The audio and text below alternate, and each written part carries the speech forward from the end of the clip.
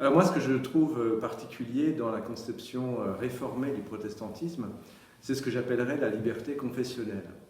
Et la liberté confessionnelle, c'est cette diversité qui fait que l'on n'est pas obligé d'adhérer à l'intégralité d'une confession de foi, comme si celle-ci avait été donnée une fois pour toutes,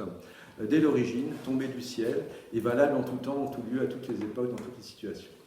Et pour comprendre cela, il faut revenir à l'origine du courant réformé, c'est-à-dire dans ce territoire de la Suisse du XVIe siècle, ce qui va ensuite devenir la Confédération,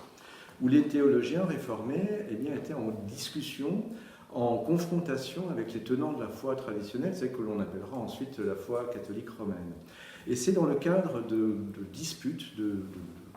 que se sont élaborées des confessions de foi spécifiques à chacune des villes. Il y a la confession de Berne, la confession de Bâle, la confession de Zurich, la confession de Mulhouse,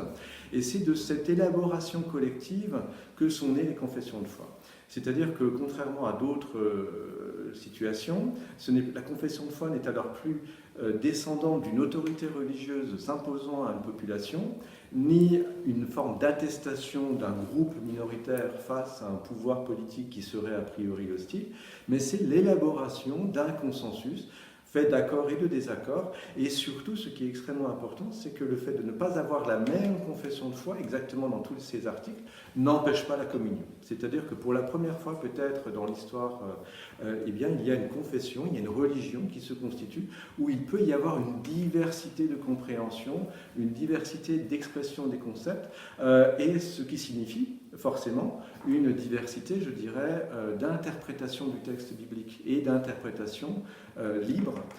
du message de Jésus, le message de Jésus le Christ. Et c'est cette exigence éthique qui va ensuite s'élaborer et qui va, de mon point de vue, caractériser la conception réformée du protestantisme contemporain.